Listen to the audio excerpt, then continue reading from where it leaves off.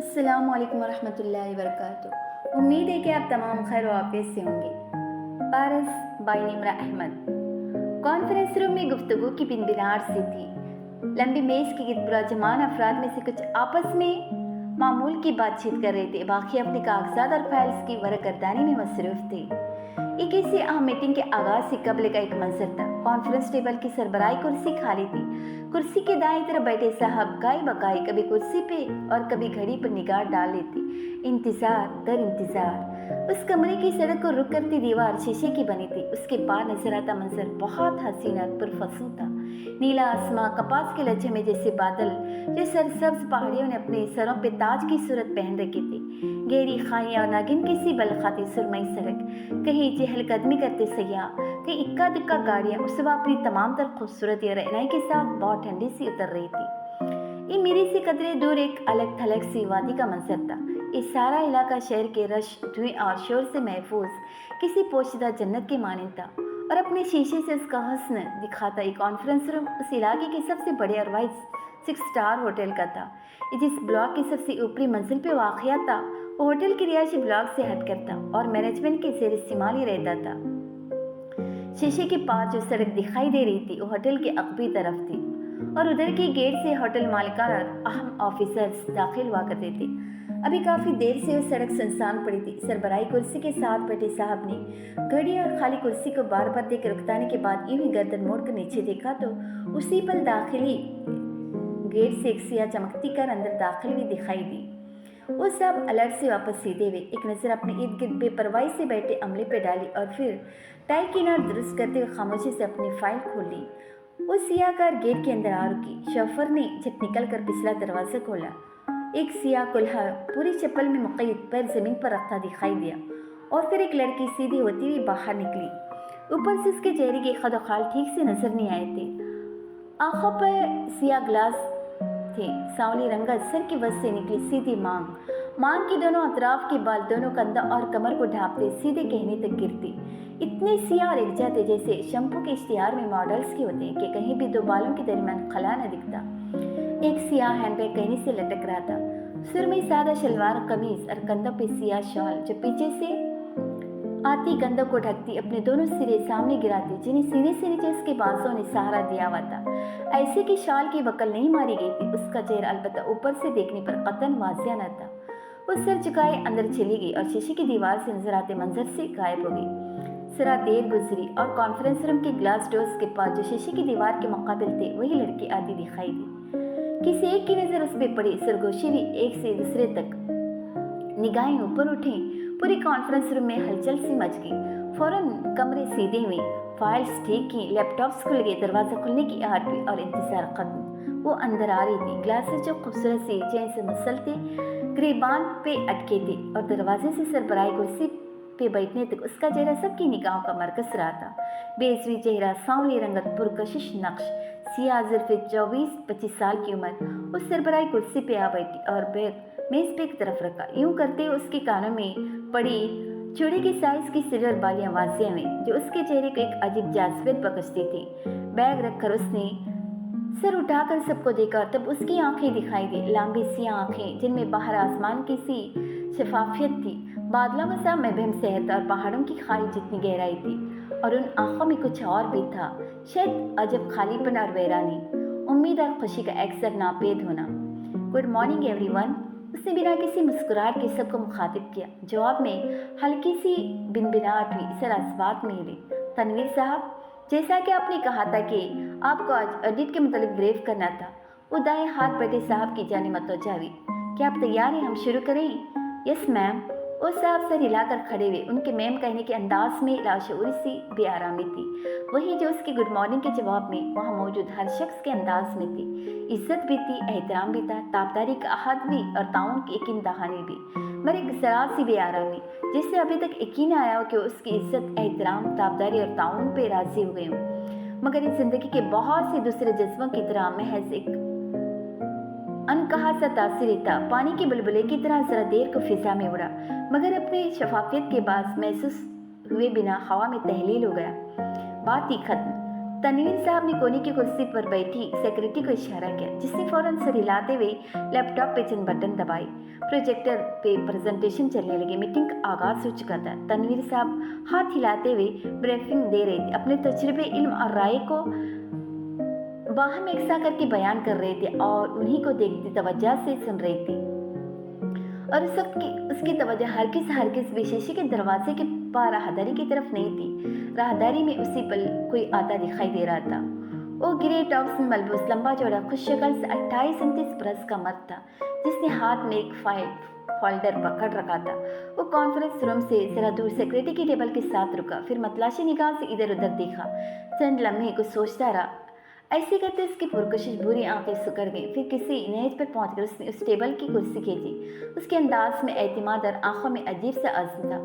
बैठते साथ उसने पहले सामने बने एक ऑफिस की ग्लास वॉल के पास देखा, अंदर कोई नजर न आए। फिर गर्दन मोड़कर कॉन्फ्रेंस रूम को देखा और सरबराही कुर्सी पे बैठी लड़की पे नजर पड़ती उसका सारा वजूद रुक गया। पारस, वो जिस जगह बैठा था यहाँ से शीशे के दरवाजे के पार जारी कॉन्फ्रेंस साफ दिखाई देती, अलबत्ता साउंड प्रूफ ग्लास की वजह से आवाज़ न पहुँचती। सरबराही कुर्सी पर बुरा जमान लड़के का इधर से नीम रुख नजर आ रहा था। दाएं आंख, दायां गाल, दाएं कान में पड़ी बाली, दाएं तरफ के बाल और तनवीर साहब की पूरी एक्सरे से मतवजा थी। पारस, वो बेख्तियार बड़बड़ाया, फिर चौंक कर इधर उधर देखा जैसे किसी के सुन लेने से डरता, मगर वो अकेला था। उसके चेहरे पर सुकून वापस आया। उसने इस दफ़ा कदर एहतिमाद के साथ दोबारा निगाह कर उस लड़की की जानिब किया। मंजर वैसा ही था, मगर फिर देखते ही देखते शीशे के दरवाजे पर किसी टीवी स्क्रीन की तरह एक और मंजर चलने लगा। 8 माह कबल का मंजर। एक अपार्टमेंट का लिविंग रूम था, जिसकी ऊंची फ्रेंच विंडोज से बाहर रात और रोशनी में डूबी बुलंद इमारतें दिखाई दे रही थी। वो अमेरिका की किसी रियासत का अपार्टमेंट लगता था। लिविंग रूम के वस में वो खुद जीन्स और स्वेटर में मलबूस, एक हाथ में नूडल्स से भरी प्लेट और दूसरे में मोबाइल पकड़े चलता आया और सोफे पर बैठते फ़ोन में बोला, खैरियत भाई जी, ऐसी क्या बात है जिसे बताने के लिए आप इतनी लंबी तमहीद बांध रही? बोलते उसके चेहरे पर तजस्सुस भरा अचंभा था। जवाब में मोबाइल के स्पीकर से आवाज़ गूंजी, भारी मर्दाना आवाज़। न मालूम तुम्हें सुनकर कैसा लगे फैजी, आप बताएं तो सही। मोबाइल मेज पर रखकर अब वो कांटे में नूडल्स लपेट रहा था। मैंने शादी कर लिए। नूडल्स लपेटता उसका हाथ ठहर गया। उससे सर उठाया। चेहरे की तासरत ब्लैंक हो गई, जैसे समझ न आया हो। पहले हैरत, फिर खामोशी, फिर हिचकिचाहट। जी आप वेल, मुबारक हो, मगर इतनी अचानक?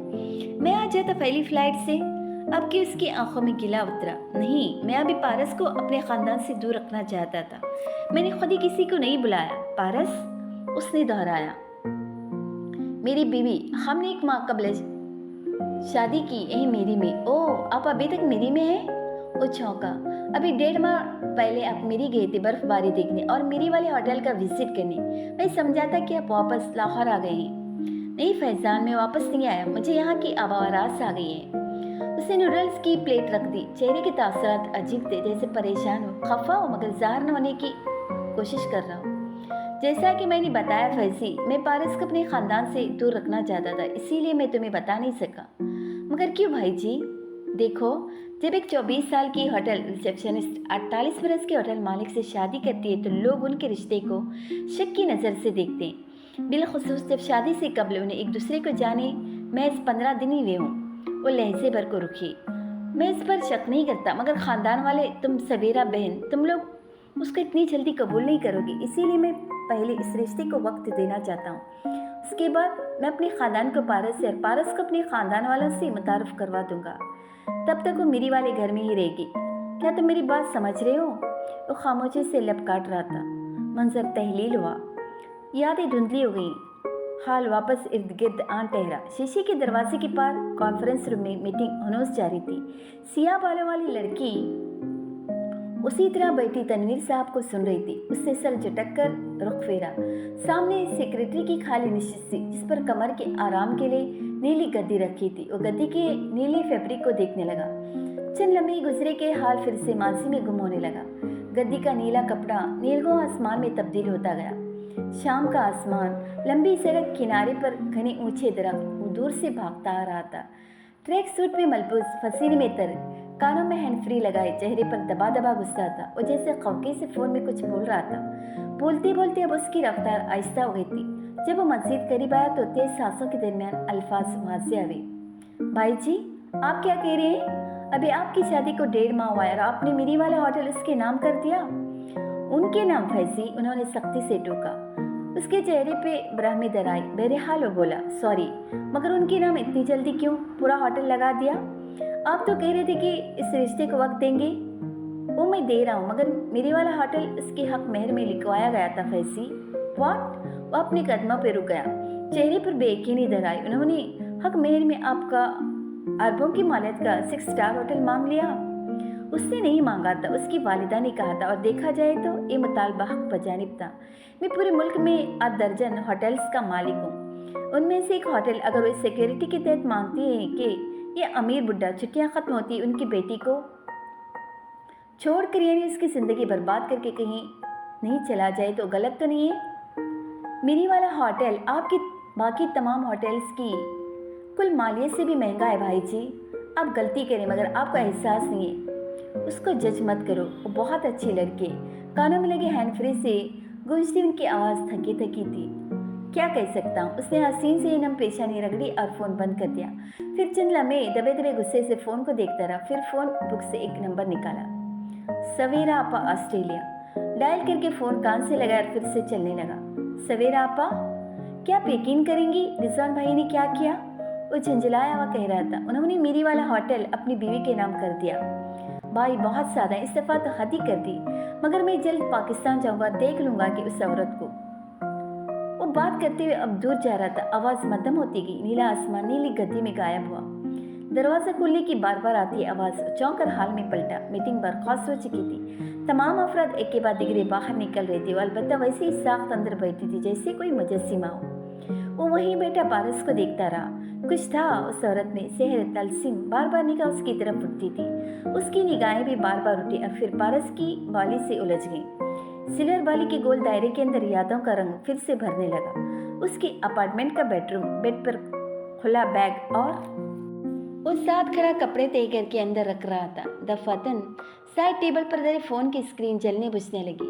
भाई जी, उसके चेहरे पर हैजान नमूदार हुआ। कदर मुतज़्ज़ब अंदाज में फैज़ान ने फ़ोन उठा लिया। जी भाई जी। वो फ़ोन कान से लगाए उनकी बातों के जवाब देने लगा। बस ठीक हो, आप कैसे हैं? नहीं कुछ खास नहीं, रूटीन जॉब बस। नहीं, पाकिस्तान आने का अभी तो प्रोग्राम नहीं। अल्फाज जरा अटकी, निगाह तिरछी करके साइड टेबल पर डाली। पासपोर्ट, कल की तारीख का पाकिस्तान का टिकट। उसने निगाह चुरा ली। जी, मैंने सवेरा आपा को पिछले हफ्ते कहा था कि आऊँगा, मगर अभी इरादा बदल गया है। कमरा मध्यम होकर हवा में बहता गया। सिल्वर वाली के दरमियान भरे रंग पारस के बालों में मिलकर सियाह हो गए और फिर से चौंका। वो बाहर आ रही थी। फैजान तेजी से सीधा हुआ, फिर उसे आते देखकर अपने फतरेले तासरात में ज़बरदस्ती बशाशत पैदा की। मिसेस पारस। वो अपने ऑफिस की सिम जा रही थी। आवाज़ भी पलटी। सियाह आंखों में अजनबियत और इस्तिफसार दर आया। जी मैं, आपने मुझे पहचाना? सवाल करते फैजान का सारा जिस्म तन गया। खौफजदा, परेशान, मुस्तरब। वो दोनों आमने सामने खड़े थे। फैजान जवाब की तलाश उसकी आंखों में कर रहा था। उनमें देखते हुए भी सारे वजूद पर सहर सा छाने लगता था। सॉरी, क्या हम मिल चुके हैं? पारस की सी आंखों में अचंबा उभरा। अनजानपन माजरत से सर नफी में सर हिलाया। मैं फाइज हूँ, उसे दानिस्ता वक्फा दिया। सॉरी, आप किस सिलसिले में आए हैं? फैजान के तने तासरात, रिलैक्स, इत्मीनान, सुकून। आपने फाइनेंशियल एडवाइज़र के लिए ऐड दिया था, उसी सिलसिले में गालिबन आपकी सेक्रेटरी से बात हुई थी। मुझे गुमान गुजरा कि वो आप थी। मैं माजरत खाऊँ। It's okay. इंटरव्यू टाइम 10 बजे, आप जल्दी आ गए, उसे संजीदगी से कहते हुए वॉल क्लॉक पे नज़र डाली। अभी 9:15 हुए थे। शायद मुझे इस जॉब की बाकी तमाम उम्मीदवारों से ज़्यादा जल्दी और ज़रूरत है। वो चंद लम्हे खामोशी से उसे देखती रही। अंदर आ जाए। वो मुड़कर अपने ऑफिस में चली गई। एक फातिहाना मुस्कुराहट उसके लबों पर दराई। वो उसके पीछे आया। जब पारस अपने घूमने वाली कुर्सी पर बैठी तो वो भी सामने बैठा और तब उसने देखा पारस के बाएं हाथ पर मेज पर रखे एक फ्रेम में एक अधेड़ उम्र आदमी की तस्वीर लगी थी। कचड़ी बाल, मामूली सी रस्सियाँ, सफ़ेद मोचे, मेहरबान मुस्कुराहट। फाइज के चेहरे पर तकलीफ से उभरी, मगर अगले ही पल उसकी जगह मसीह मुस्कुराहट ने ले ली। आपकी क्रेडेंशियल्स से मुतासिर कुन है। वो अब उसकी फाइल के सफ़े पलटती कह रही थी। फाइज अब की कदरतीपन से मुस्कुराया। लम्हे भर को उसके जहन के पर्दों पर एक मंजर उभरा। और दरमियानी उम्र का एक आदमी उस नीम तारी काउंटर के पीछे बैठा उस कागज़ को पढ़ रहा था। उसके सामने काउंटर के उस तरफ फाइज किसी ऊंचे स्टूल पर बैठा था। मुझे तमाम कागजात जल्द अज जल्द चाहिए, डिग्रियां, सर्टिफिकेट सब। आदमी ने फहरिस्त पढ़ते हुए अस्वात में सर हिलाया। हो जाएगा, मगर पैसे लगेंगे। पैसों की फिक्र मत करो, बस काम पक्का होना चाहिए। इतना पक्का होगा कि तुम उन पर इलेक्शन भी लड़ सकोगे। वो चेहरा उठाकर बोंडे अंदाज से हंसा। फैजान हयात संजीदा रहा। आदमी की मुस्कुराहट गायब हो गई। किस नाम से बनवाना है? गौर से पढ़ो, ऊपर लिखा है फैज हसन। फाइज, उसने दोहराया।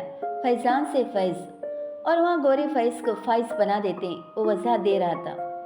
मंजर तहलील होकर फिजा में बिखर गया। पारस अब उसकी फाइल बंद कर रही थी। उसने खुद को कंपोज कर लिया। तो फाइज साहब, अब ऑस्ट्रेलिया से इधर क्यों आए? उसने दोनों हाथ एक दूसरे में फंसाए संजीदगी से फाइज को देखते हुए पूछा। मैम, मेरे फादर की काफ़ी अर्सा पहले डेथ हो गई थी।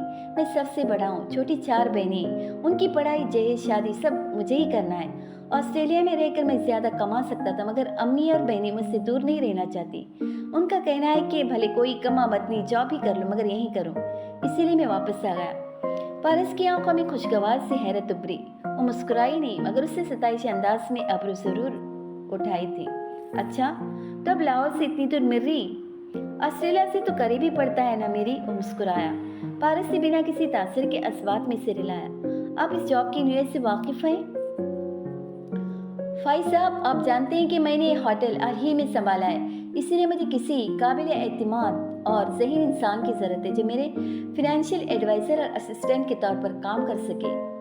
मैं इस काम के लिए खुद को अहल समझता हूँ। ओके, दीगर इंटरव्यूज़ के बाद फैसला किया जाएगा कि हमें किसको रखना है। आपको नताइज से मतला कर दिया जाएगा। उसे सीट की पुष्ट से टेक लगाई। ये इंटरव्यू ख़त्म होने का इशारा था। वो खड़ा हुआ, फिर जैसे मुतज़्ज़र सा रुका। ये आपके हस्बैंड रिजवान हयात की तस्वीर है ना? पारस ने इशारे की सिमत देखा। उसकी आंखों में चुभन सी उतरी। जी, वो बोली तो आवाज़ हल्की थी। अभी बाहर मुझे इल्म हुआ कि 6 माह कबल ही रिजवान साहब की डेथ हुई है। बहुत अफसोस हुआ ये जानकर, और भी ज़्यादा कि इस वक्त आपकी शादी को सिर्फ 2 माह का अरसा गुजरा था। उसे ताज्जुब से सर झटका। पारस ने हल्के से अस्बात के साथ ताज़ियत वसूल की। उसकी आंखों में इज़्तिराब आ गया था। क्या मैं पूछ सकता हूँ कि उनका इंतकाल कैसे हुआ? उसका लहजा अभी मुतासिफ था, मगर पारस को गौर से देखती आंखों में फतराहट सी थी। पारस की निगाहों का मरकज़ अब भी वही सिया फोटो फ्रेम था। वो सीढ़ियों से गिर गए थे। उसने 3 हिस्सों में फ़करा अदा किया, फिर निगाहें उठाकर फाइज को देखा। उस समझकर अफसोस से रिलाता चला गया था। वो फिर से फोटो फ्रेम को देखने लगी। उसके सारे वजूद में इज़्तिराब और बेचैनी सी नजर आने लगी थी। चंद लम्हे बाद उसने दोबारा फ्रेम से नजर हटाई तो उम्मीदवार फाइज ऑफिस के बाहर खड़ा तनवीर साहब से बात करता दिखाई दे रहा था। वो अपने पीछे शीशे के दरवाजे बंद कर गया था। आवाज़ सुनाई न देती थी। पारस ने सर झटक कर एक फाइल खोल ली। वो जैसे ही पारस के ऑफिस से निकला, सामने से आते तनवीर साहब उसे देखकर हिचके, रुके, फिर हैरत से उसकी तरफ आई। वो जरा सा मुस्कुराया, फिर पलट कर देखा। पारस वैसे ही टिटके बांधे फोटो फ्रेम को देख रही थी। फैजी, तुम अमेरिका से कब आए? साथ ही उन्होंने पारस की सुन देखा। वह मुताले के लिए कोई फाइल खोल रही थी। आहिस्ता तनवीर भाई, यहाँ मुझे फाइज हसन के नाम से पुकारा जाता है, इसी नाम से पुकारा जाएगा जब मैं मैडम पारस का फाइनेंशियल एडवाइज़र भर्ती कर लिया जाऊँगा। क्या मतलब, यानी तुम? उनकी आंखों में परेशानी उतरी। फिर से पारस को देखा। वो मतवजा नहीं थी। मेरे ऑफिस में आओ, धीमी सरगोशी में कहकर वो मुड़ गई। वह हल्की से मुस्कुराहट के साथ उनके पीछे हो लिया। चंद मिनट बाद वो तनवीर साहब के ऑफिस में उनके सामने बैठा था। उसका अंदाज पुरसुकून था, जबकि तनवीर साहब फिक्रमंद दिखाई दे रहे थे। मुझे शुरू से बताओ, सारा मामला क्या है? सिंपल, मैं भाई की मौत का सुराग लगाने आया हूँ। उसकी बात पर तनवीर साहब के चेहरे पर तजब्जुब उभरा। तुम जानते उनकी मौत कैसे हुई थी? आप बताइए, कैसे हुई थी? वो सीढ़ियों से गिरे थे। क्या वाकई तनवीर भाई? उसका अंदाज सरोसा था। फैजी, ये सीढ़ियों वाली बात तो पारस ने सबको बताई, मगर मेरे लिए ज़्यादा अहम वो बात है जो आपने मुझे उनकी वफात के बाद अमेरिका फ़ोन करके बताई थी। वो मेरा वहम भी हो सकता है, और वो आपका वहम नहीं था। आप बहुत क्लियर थे इस बारे में कि जब भाई जी को गुस्ल दिया गया तो आपने वाज़िह तौर पर उनके सर के पिछले हिस्से में किसी नोकीली चीज़ के खप जाने का निशान देखा था। मैं अब भी क्लियर हूँ, वो जल्दी से बोली। और यही वो जख्म था जो उन्हें सीढ़ियों से गिरने पे आया, जिसकी वजह से उनका इंतकाल हुआ। बजा फरमाया आपने, मगर याद करी, आप ही ने मुझे बताया था कि उस वक्त सीढ़ियों पर या उनके दामन में कोई ऐसी नोकीली चीज़ नहीं थी जिसके ऊपर गिरने से इस तरह की चोट आती। ऐसा ही था। उन्होंने हार तस्लीम कर ली। मैं अपनी कई सारी बातों पर कायम हूँ। तुम से बहस करके मेरा मकसद तुम्हें कोई भी इंतहाई कदम उठाने से रोकना था फैजी, मगर हकीकत यह है कि मेरे जहन ने कभी उस ज़ाहिरी हादसे को कबूल नहीं किया। नहीं, मैं उसे कबूल कर सका हूँ। उसके चेहरे पर कुर्ब उतर आया। चंद सानी को कमरे में खामोशी छा गई। तुम जनाजा भी नहीं पढ़ सकी। काश मेरा तुमसे जल्दी राब्ता हो जाता।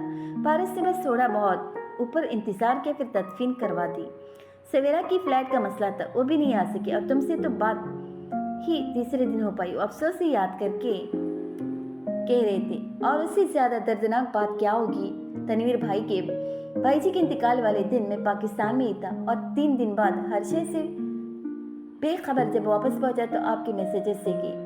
तनवीर साहब का मुंह खुले का खुला रह गया। तुम तब पाकिस्तान में थे? तो क्या तुम रिजवान से मिले थे? तुम कहाँ थे? आखिरी दफा कब बात हुई थी तुम्हारी उनसे? वो बेख्तियार आगे को हुई। चेहरे पर परेशानी, तजस्सुस, हैरत सब वाज़िया था। अमेरिका में आखिरी बार 4 दिसंबर की रात को हुई थी, जब मैं पाकिस्तान आने के लिए पैकिंग कर रहा था। उनका फ़ोन आया था, मगर मैंने उन्हें अपनी आमद का नहीं बताया। उससे ठीक 4 दिन बाद मैं इधर पहुंच चुका था। ये वही दिन था जिस रात भाई जी की डेथ हुई थी। वो बोल रहा था, आंखों में करचियाँ से चुभ रही थी। मैंने उन्हें अपनी आमद की इत्तला इसलिए नहीं दी थी कि मैं उनसे मिलने से पहले पारस मैडम के बारे में तहकीक करना चाहता था। तनवीर साहब सांस रोके उसकी बात सुन रहे थे। वो मेज पर रखे पेपरेट को देखते हुए कहता जा रहा था, पहले 2 दिन मैंने पारस के बारे में तहकीक की। मुझे मालूम हुआ कि एक आम गरीब सी लड़की थी जिसकी वह लॉटरी निकल आई थी और कुछ नहीं जान सका। फिर उसी दोपहर में भाई जी से मिलने चला आया। कहते उसने खिड़की की तरफ देखा। ये खिड़की छोटी थी, मगर इससे भी होटल का अगबी हिस्सा और सिया गेट दिखाई देता था। उधर उसी गेट पर खड़े हुए मैंने देखा था उन दोनों को। कहते उसने लम्हे भर को आंखें मूंदी। बंद पलकों के पार एक याद झिलमिलाने लगी। होटल के अगबी गेट के आसपास पहाड़ियाँ और सड़क पर बर्फ जमी थी। हर से सफेदी थी। वो गेट के पीछे खड़ा गर्दन उठाए ऊपर देख रहा था। उसने स्वेटर के ऊपर जैकेट और सर पर ऊनी टोपी ले रखी थी। ऊपर दिखाई देता मंजर देखकर आंखों में अजीब दुख और बेबसी सी आ गई थी। ऊपर शीशे की दीवार के पार कॉन्फ्रेंस रूम नुमाया था। एक कुर्सी पर सिया बालों वाली लड़की बैठी थी और सामने भाई जी। लड़की सर झुकाए मुसलसल रोते हुए बार बार नफे में सर हिला रही थी और भाई जी जैसे उसे चुप करवाने बहलाने की सही कर रहे थे। फैजी के आबरू तन गए, आंखों में खफकी झलकी। उसने एक फस्ता हाथों को रगड़कर गर्म किया और मोबाइल निकाला। अमेरिका का नंबर रोमिंग पर था। भाई जी को कॉल मिलाकर उसने फोन कान से लगाया। घंटी जा रही थी। भाई जी ने घंटी सुनी तो बात रोकी। सिरा उकताकर इधर उधर देखा, फोन उठाया, नंबर पर निकाला लिया और फोन कान से लगाया। हेलो फैजी। अंदाज मसरूफ था। पारस एकदम उठ खड़ी हुई, जैसे जाने लगी हो, जैसे भाई जी के मुंह से फैजान का नाम सुनकर जाने लगी हो। भाई जी ने जल्दी से उसका हाथ पकड़कर जैसे रोका। भाई जी, मुझे आपसे बात करनी है। मैं बाद में बात करता हूँ तुमसे, अभी मैं मसरूफ हूँ। भाई जी, मेरी बात आपकी मसरूफियत से ज्यादा जरूरी है। वो दबे दबे इश्तियाल से बोला और ऊपर जमी निगाह में तपिश दर आई थी। कहा ना फैजी, बाद में बात करते हैं। उन्होंने हजरत में फोन बंद किया और पारस को वापस बिठाया। वो साख्त हुआ हाथ में फोन पकड़े खड़ा रह गया। फिर चंद लम्हे गुजरे तो एकदम मुड़ा और पीछे खड़ी सफेद कार की तरफ बढ़ा। उसने आंखें खोली। तनवीर साहब दिलजमी से सुन रहे थे। उस रात देर तक मैं उन्हीं सड़कों पर ड्राइव करता रहा। मैं होश में नहीं था। गुस्सा, बेबसी, एहसास से महरूमी, पारस से नफरत, मैंने हर शय अपने अंदर महसूस की थी। एक अदाकारा थी जो मसनूई आंसू बहाकर भाई जी को अपने सामने बांधे बैठी थी और उसके लिए भाई जी ने मुझे धुतकारा। देखो, उन्होंने तुम्हें धुतकारा नहीं था, सिर्फ बाद में बात करने का कहा था। हो सकता है वो किसी अहम मसले में फंसे हों। बात रवैये की नहीं, उस सिया को सबाक की जिसमें मैंने वो मंजर देखा। सिर्फ पारस की वजह से मैं उनसे नहीं मिल सका। उस दिन उन्होंने 2-3 बार मुझे कॉल की, मैंने फ़ोन ही ऑफ कर दिया। बस पागलों की तरह ड्राइव करता रहा। उस रात में होश में नहीं था। दिल करता था किसी पहाड़ से गाड़ी दे मारूं। ऐसा तो न था मगर फिर रात में मैं इस्लामाबाद चला गया, फ़ोन ऑफ रखा, सबसे दूर होटल में लेटा रहा। अगले दिन फ्लाइट थी। तीसरे रोज़ जब अमेरिका पहुंचा तो घर के फ़ोन पर आप सबके पैगामात सुने, मगर तब तक बहुत देर हो चुकी थी। उसकी आंखें शिद्दत जब से सुर्ख पड़ रही थी, चेहरे पर नफरत की पतराहट थी। चंद लम्हे मस्जिद सर के ऑफिस में छाया तनाव अब ढल कर तरहम व हमदर्दी में बदलने लगा। तनवीर साहब की परेशानी गुम हुई, अब फ़कत फिक्रमंदी रह गई। अब तुम नाम बदल कर यहाँ क्यों आए हो? पहले मैं अपने नाम से आना चाहता था, भाई जी का भाई बनकर, उनकी कब्र देखने, मगर फिर रुक गया। एक ख्याल के मुझे यहाँ आपके और अफजल बाबा की सिवा कोई नहीं जानता। मुझे एक दूसरी नयत पर सोचने पर मजबूर कर गया। अब इसीलिए मैं फाइज हसन के रूप में भाई जी के कत्ल का सुराग लगाने यहाँ मौजूद हूँ। तुम्हें क्या लगता है? तनवीर साहब कदर तौक़ुफ़ से बोले। सामने की बात है, भाई जी को कत्ल किया गया और एक काम पारस के अलावा कोई नहीं कर सकता। कमरे में मौत का सन्नाटा छा गया। फैजी, फाइज, ये बहुत बड़ा इल्ज़ाम है। वो मुतअज्जब थे। ये हकीकत है और एक दिन मैं पारस के खिलाफ तमाम सबूत इकट्ठे करके उसको इकरार जुर्म करने पर मजबूर कर दूंगा। अब देखिएगा। चंद सानी पहले की तकलीफ अब उसकी लहजे से गायब थी। उसकी जगह सर्द मेरी चुभन और दर्जा एतमाद ने ले ली थी। और अगर उसने तुम्हें पहचान लिया? वो मुझे नहीं पहचानती, बेफिक्र रहिए। वो मुझसे कभी नहीं मिली और नहीं मेरी शक्ल भाई जी से मिलती है जो पहचान जाए। तस्वीर का वैसे भी मुझे शौक़ नहीं, और जो मेरी पुरानी तस्वीर फैमिली एल्बम्स में हैं वो सब लाहौर में पड़े हैं। भाई जी 1-2 दिन के लिए यहाँ दौरे पर आए थे, बस अचानक से शादी की अरेह रहने लगे। वो अपने साथ यहाँ कुछ ऐसा नहीं लाए थे जिसमें मेरी तस्वीरें हों। नो कभी पारस को लाहौर लेकर गए। अफजल बाबा ने खुद ये बात कही है कि पारस ने रिजवान हैदर के भाई को कभी नहीं देखा। वो सांस लेने को रुका। अभी जब मैं उससे मिला तो भी उसके चेहरे पर शनासाई का कोई तासर नहीं था। वो अच्छी अदाकारा नहीं है। भाई जी का जिक्र किया तो उसके तासरात फौरन बदले। अगर वो मुझे पहचानती होती तो उसके तासरात ज़्यादा तेज़ी से बदलने चाहिए थे। वो पुरसुकून था, मगर तनवीर साहब की फिक्रमंदी अभी कम नहीं हुई थी। और अगर वो तुम्हें पहचान गई तो? कत्ल उसने किया है, डरना उसे चाहिए। मैं किस बात से डरूं? तनवीर साहब लाजवाब हो गए। फैजी नहीं फाइज, तुम जज्बाती तो हो, मगर उसके बावजूद तुमने कभी कोई अहमकाना हरकत नहीं की। मैं तुम्हें अरसे से जानता हूँ, इसलिए मेरी तुमसे बस एक दरख्वास्त है कि प्लीज़ जो भी करना सोच समझ कर करना। हो सकता है कि वाकई एक हादसा हो, वो बहुत जल्द मालूम हो जाएगा। वो पूरा और ठोस अंदाज में कहता उठ खड़ा हुआ। तनवीर साहब की फिक्र अभी तक कम नहीं हुई थी। होटल की अगली हिस्से पर शाम ढल रही थी। सरसब्ज पहाड़ियाँ, गहरी खाई, वैरान मगर खूबसूरत इलाका। वो हर शय से बेनियाज सुबह के अंदाज में चलते हुए गेट से बाहर निकली। बस फर्क ये था कि सुबह ग्लास आंखों पर थे तो अब ग्रेबान पे अटके थे। ड्राइवर ने इसे देखते ही कार का पिछला दरवाजा खोला। वो चंद कदम आगे आई, फिर रुक गई। उसकी कार से जरा दूर एक छोटी पुरानी मॉडल की कार का बॉन्ट खोले सुबह वाला उम्मीदवार परेशान सा खड़ा था। कभी कभार कोई तार छेड़ता, फिर फिक्रमंदी से सीधा होकर इधर उधर देखता। पारस ने आके सुकेट कर उसे देखा, फिर अपने मुंतजर खड़े ड्राइवर को। जरा सा तजब्जुब उसकी खूबसूरत आंखों में उभरा, फिर वो आगे आई, कार में बैठी। ड्राइवर ने दरवाजा बंद किया तो उसने उससे रोका। फरीद खान, साथ ही अपने तरफ का शीशा नीचे किया। जी मैडम। वो मौजब से पलटा। वो पीछे जो साहब खड़े हैं उनसे पूछो कि क्या मसला हुआ है उनकी कार के साथ, और देखो अगर तुम उनकी मदद कर सकते हो तो मैं इंतजार कर लूंगी। जी मैडम। वो फौरन फाइज की तरफ गया। पारस ने गर्दन नहीं मोड़ी, महज ड्राइविंग सीट के डोर पर लगे बैकव्यू मिरर में देखा। ड्राइवर फरीद खान फाइज हसन के पास खड़ा कुछ कह रहा था। दोनों में चंद फकरों का तबादला हुआ।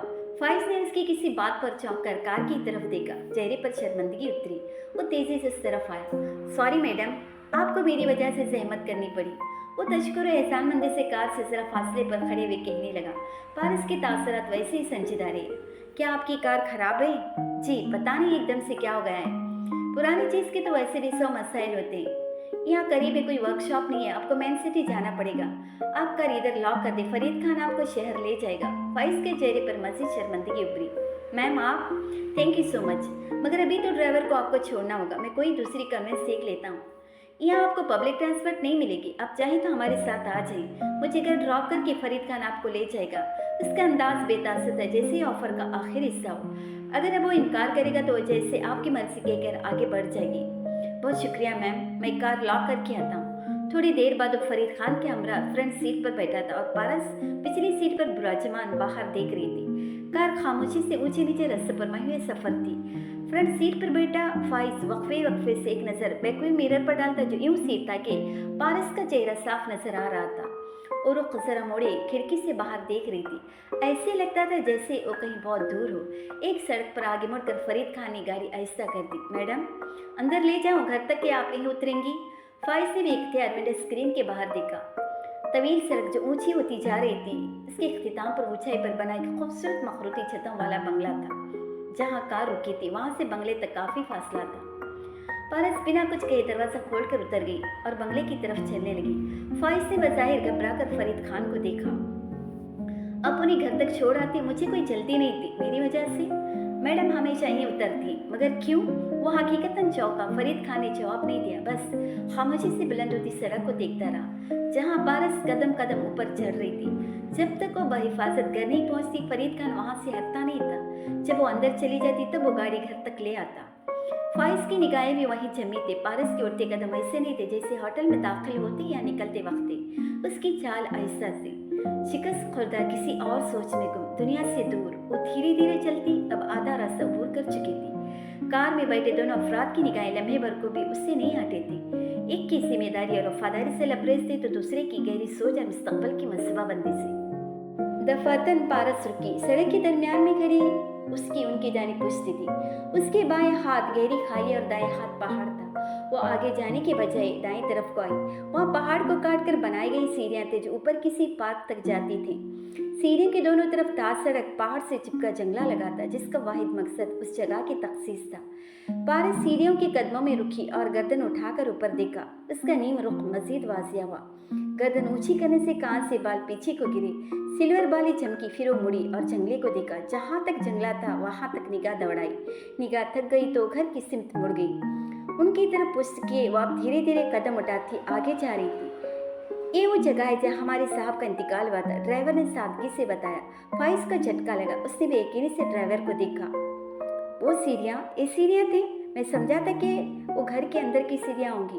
वो लम्हे भर को गायब हुआ। वो यही जगह थी, यहीं गिरे थे साहब। साथ ही ड्राइवर ने मगबूम अंदाज में सर झटका। पारस घर के करीब पहुंच चुकी थी। फरीद खान ने कार स्टार्ट कर दी। फाइज अभी तक गहरी निगाह से पारस का ताकुब कर रहा था। पारस ने छोटा सा लकड़ी के जंगले का सफेद गेट अबूर किया। उसके कदमों में थकावट थी, चेहरे पर भी थकान थी। गेट बंद करते वो पलटी तो दूर जाती गाड़ी अब मोड़ काट रही थी। पारस ने अब भी गाड़ी के बजाय उन सीढ़ियों को देखा। आंखों में चाहे उदासी गहरी हो गई। वो पलट कर आई। ढलान पर बने लान के सीने चढ़ने लगी। आधी सीढ़ियों के दरमियान वो रुकी और जैसे गायब दिमागी से वस्ती सीने को देखा। उस वक्त शाम का नीलकुन पन गहरा हो रहा था। ऐसे में अचानक कहीं से सीढ़ियों पर ढेर सारी रोशनी उतर आई। लम्हे भर को सीढ़ियां एक अच्छे पक्के मकान के सहन के साथ बने सीने में ढल गई। सहन में चंद औरतें जमा थी। सफेद चादर पर दायरे में बैठी गुटलियां पड़ती औरतें। उन सबसे अलग थलग सीने के बस में एक 12-13 बरस की लड़की बैठी थी। लंबे बाल, सांवला रंग, बड़ी बड़ी पुरकशिश आंखें जिनमें खौफ से उतरी थी। वो घुटने सीने से लगाए हरासत से बैठी थी। घुटनों और सीनों के दरमियान एक मर्दाना गरम टोपी भी जकड़ रखी थी। दफातर नीचे औरतों के दरमियान से एक औरत उठकर ऊपर आती दिखाई दी। उसका रंग सांवला, कानों में सोने की बालियां और आंखों में करख्तगी वो शातिरपन था। वो ऊपर वस्ती सीने पर आ रुकी। पारू, इधर क्यों बैठी है? उसके अंदाज में नरमी और हमदर्दी नहीं थी, सख्ती या करख्तगी न थी, बस मशीनी सा अंदाज था। लड़की ने आंखें उठाई, उनमें वैरानी थी। अम्मी, अब वाकई चला गया? साथ में सिया आंखों की कटोरे लबालब भर गई। ले, कितनी दफा बताऊं, मर गया है तेरा अब्बा। आवाज में जज्बा उभरा, गुस्सा तैश, मगर आवाज हल्की रखी। छोड़ गया है वो हम सबको, और ये क्यों उसकी टोपी पकड़े बैठी है? इधर दे। औरत ने लड़की के घुटने में दबी टोपी खींची। वो करा कर रह गई। किस काम की ये टोपी? रद्दी वाले को बेचे तो 2 आने भी न मिले। मगर तेरा भी क्या कसूर पारू? अब्बे ने कौन से पीछे खजाने छोड़े हैं जिनको दिल से लगा कर बैठे? हुक खाओ सर हिलाती नीचे वापस जाने लगी। फिर किसी ख्याल के तहत वापस मुड़ी। और हाँ, कल से स्कूल जरूर जाइयो। पढ़ लिख कर अब तूने ही घर चलाना है पारू।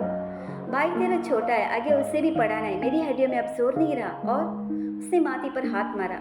अब तो वो इद्दत भी पूरी करनी है। मोई मौली भी माफ़ी नहीं देते। ऐसा कर, कल स्कूल के बाद तो लिफाफे बनाने फैक्ट्री जाना।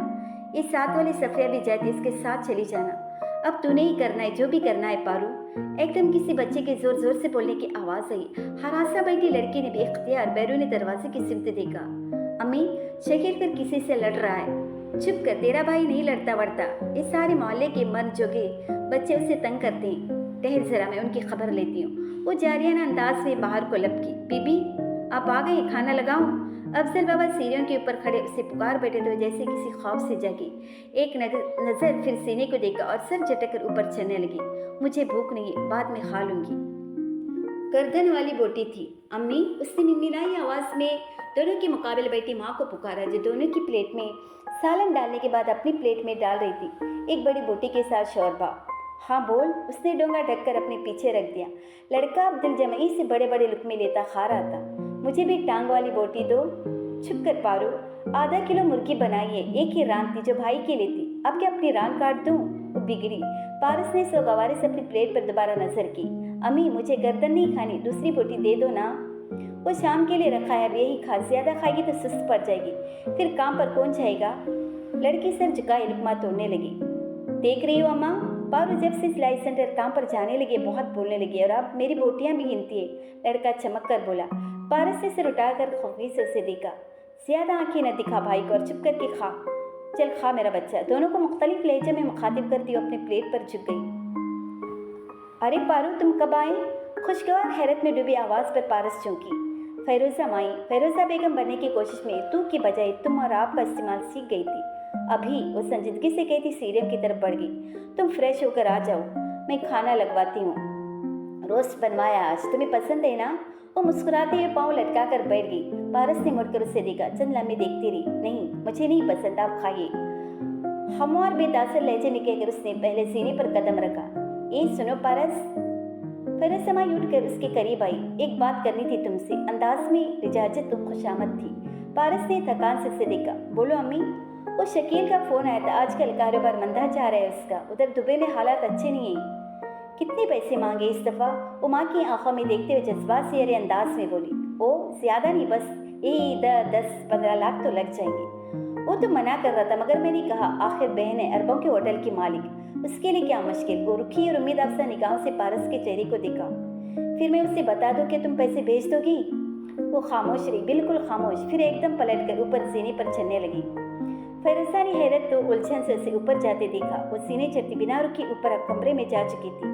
अंदर आकर उसने दरवाजा जरा जोर से बंद किया, फिर शॉल और पर सोफे पर डाली, ग्लासेस उतार कर सिंगार में पर रखी और आईने में देखा। बेसी मिरर में उसका अक्स हल्की से रोशनी से झिलमिला रहा था, या शायद उसकी आंखें झिलमिला रही थी। एक आंसू टूटा और गाल पर रखता फर्श पर जा गिरा। आईना भी क्या अजीब शे है, हर चीज सिखा देता है।